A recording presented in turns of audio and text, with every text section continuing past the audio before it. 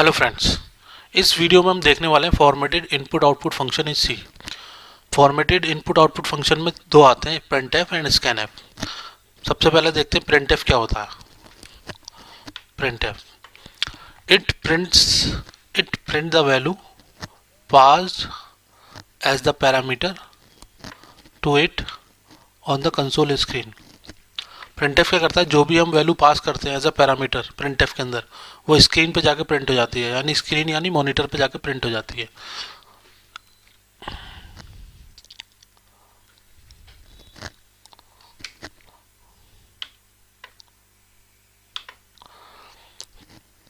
Printf का syntax क्या है, सिंटेक्स देख लेते हैं हम लोग।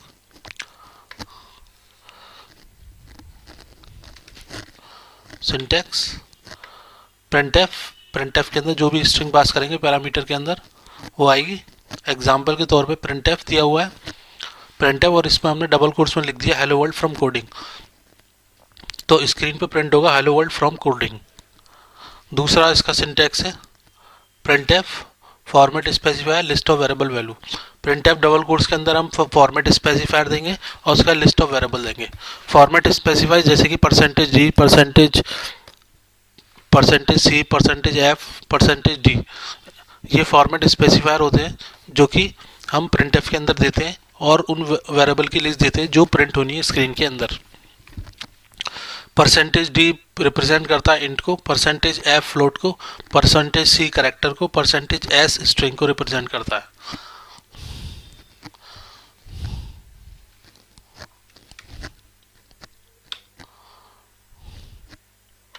जैसे एग्जाम्पल के तौर पे example printf percentage D comma ए।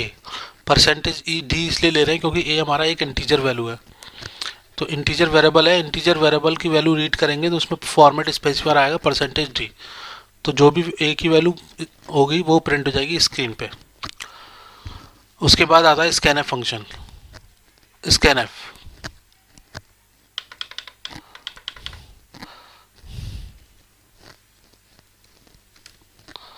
स्कैनफ फंक्शन आता है, उसके बाद it reads the value from the console as per the type specified. ये वैल्यू को रीड करता है कंसोल से, यानी कीबोर्ड से, जो भी टाइप हमने दिया होगा एज अ पैरामीटर, जो भी टाइप हम देंगे उसके हिसाब से ये वैल्यू को रीड करेगा कीबोर्ड से।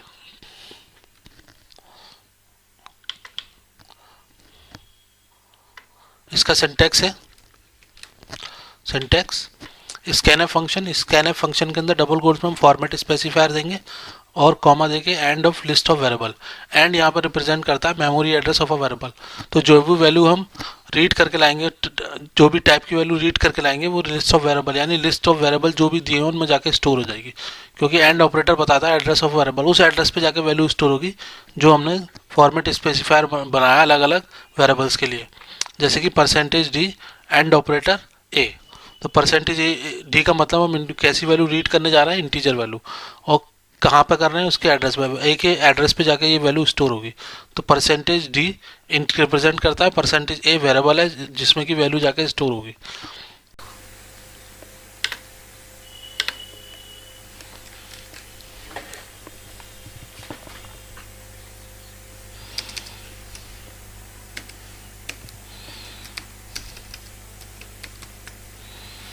hash include stdio.h,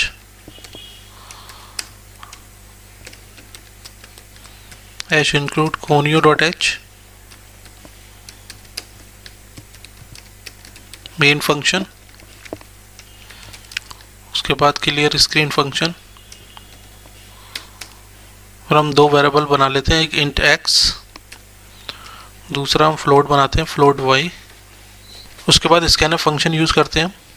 scanf function से हम x और y की वैल्यू रीड कराएंगे। x कैसा है हमारा, इंटीजर टाइप का, तो परसेंटेज डी। y हमारा कैसा है, फ्लोट टाइप का, परसेंटेज f। उसके बाद लिस्ट ऑफ वेरिएबल, उसके बाद हम देंगे लिस्ट ऑफ वेरिएबल में एंड ऑपरेटर का यूज़ करेंगे।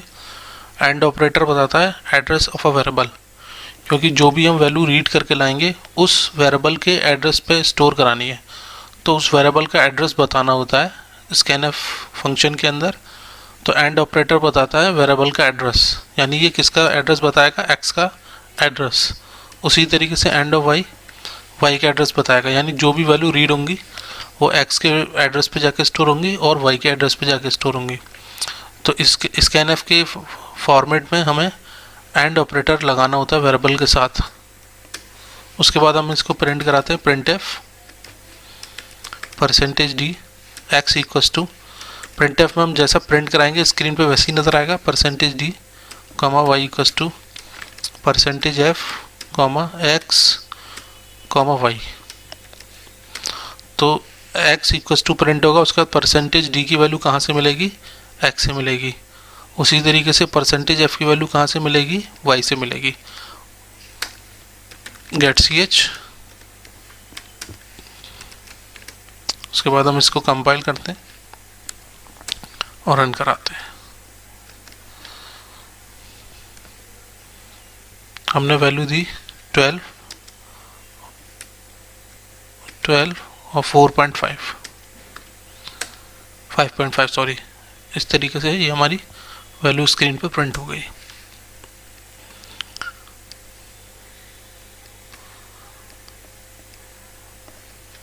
इसके बाद हम दूसरा प्रोग्राम देखते हैं। एक वेरिएबल बनाते हैं इंट x, स्कैन कराते हैं हम इसको, स्कैनएफ %, इसमें हम देते हैं विड्थ ऑफ अ स्पेसिफायर, यानी मैंने इसकी विड्थ दी 3, यानी x में हम जो भी रीड करके लाएंगे वो मैक्सिमम 3 डिजिट्स तक का होगा। 3 डिजिट तक का डाटा इसमें मैक्सिमम स्टोर हो सकता है, पर 3 का मतलब यहाँ पर ये मैक्सिमम 3 डिजिट, मैक्सिमम 3 डिजिट तक का 3 डिजिट वैल्यू स्टोर होंगी इसके अंदर, स्कैनएफ एक्स के अंदर। तो यहाँ पर 3 यहाँ पर क्या है, विड्थ ऑफ अ स्पेसिफायर। उसके बाद प्रिंट करते हैं, printf %d comma x, compile, run. Maximum 3 digit तक की वैल्यू इसमें हम स्टोर करा सकते हैं। तो हमने 12 लिया, इसने 12 को प्रिंट कर दिया। उसके बाद हम इसको दोबारा रन कराते हैं, 1 2 3 लिया तो 1 2 3 को प्रिंट कर देगा। लेकिन अगर मैं 1 2 3 4 लूँगा तो ये 1 2 3 को प्रिंट करेगा, क्योंकि ये इसका जो स्पेसिफायर है, विड्थ स्पेसिफायर, वो 3 मैक्सिमम डिजिट रीड करेगा, मैक्सिमम 3, यानी 4 इसमें प्रिंट नहीं होगा, यानी इसमें जो डाटा रीड होगा वो 1 2 3 रीड होगा, 1 2 3। इस तरीके से ये हमारा विड्थ स्पेसिफायर कहलाता है, जो हम स्कैनएफ के साथ यूज़ कर सकते हैं। उसी तरीके से हम 2 वेरिएबल भी बना सकते हैं, इंट x कॉमा y, और यहाँ पर हम देते हैं %3d। तो यहाँ पे इसकी मैक्सिमम x की लिमिट कितनी है, मतलब मैक्सिमम कितनी डिजिट तक का डाटा स्टोर होना है, इसमें 3 डिजिट। इसी तरीके से y में मैक्सिमम कितनी डिजिट तक का डाटा स्टोर होना है, 3 डिजिट। इन दोनों को मैं प्रिंट करा देता हूँ, x कॉमा y, कंपाइल और रन कराता हूँ मैं इसको। अगर मैं 1 2 3 लेता हूँ और दूसरे की वैल्यू 4 5 6 तो कोई प्रॉब्लम नहीं है, दोनों 3 डिजिट के डाटा हैं। लेकिन अगर मैं पहला नंबर की वैल्यू 1 2 लेता हूँ और दूसरे की 4 5 6 लेता हूँ तो इसमें क्या होगा, आउटपुट कोई प्रॉब्लम नहीं है, आउटपुट आ जाएगा, क्योंकि हम लेस देन ले रहे हैं डिजिट। लेकिन अगर मैं बड़ी वैल्यू ले लेता हूँ, पहली 1 2 3 4 और दूसरी 4 5 6 लेता हूँ, तो ये पहला x की वैल्यू 1 2 3 रीड होगी, और क्योंकि इसके इनपुट में 4 रखा हुआ है तो ये दूसरे नंबर की वैल्यू 4 प्रिंट कर देगा। इस तरीके से 4 5 6 प्रिंट नहीं होगी, तो यहाँ पर आउटपुट आपका रॉन्ग आ जाएगा। तो इस तरीके से ये हमारा विड्थ स्पेसिफायर काम करता है। तो फ्रेंड्स, इस वीडियो में यही था। Thanks for watching.